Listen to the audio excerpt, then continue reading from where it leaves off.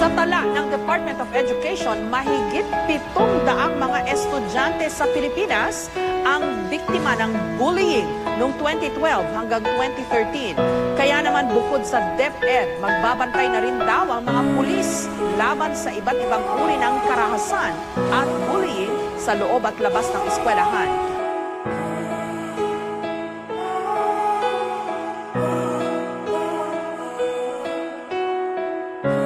Para sa ilang mga bully, katuwaan lang o kaladyan, harutan, ginagawa nila sa ilang nilang mga kaklase.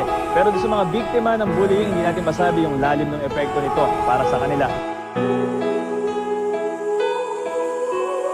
Ito ay kwento ng isang taong itago natin sa pangalang Pedro. Tulad natin, siya din ay taong simple buhay lang kailangan, pero ang simple buhay na kanyang ninais ay mukhang malabo. At ang tingin niya sa mundong ito ay isang karagatan ng impyerno. Sa tuwing gigising siya sa umaga ay pinagdarasal na sana hindi na lamang siya nagising sa mundong to, sapagkat nakakawalang gana sa araw-araw na ginawa ng Diyos para sa kanya.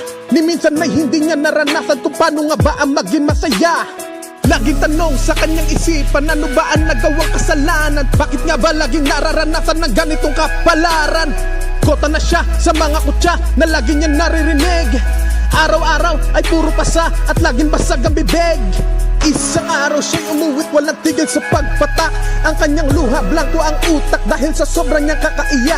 Siya'y dumiretso sa may kusina upang gawin ang kanyang binabalak. Ayoko na, sabay tarak sa leeg ng kutsilyo na kanyang hawak. So I've just picked my son up from school, witnessed a bullying episode, rang the principal, and I want people to know, parents, educators, teachers, this is the effect that bullying has. This is what bullying does. So can you please educate your children, your families, your friends? Because all it takes is for one more instant and you wonder why kids are killing themselves. Tayo po ay kabilang sa may pinakamataas na kaso ng pambubuli. 6 sa 10 bata ang naaabuso at di masyadong binibigyang pansin ng ating bansa. Dahil akala ng karamihan ito ay simple lang na paksa. Ano mapapala mo kapag ikaw ay nanakit? Ano mapapala mo kapag nilamon ka ng inggit? Ano mapapala mo sa iyong labis na panghuhusga? Ano mapapala mo? Ano mapapala mo?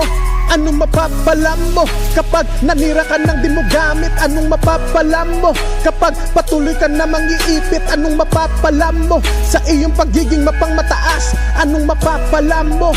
Anong mapapala mo? Hindi po biro ang depresyon, kalaban mo dito ay emosyon. At kung sakaling magkataon, hindi mababalik ang panahon. Huwag mo nang hintayin pang may mangyari bago mo baguhin ang iyong sarili.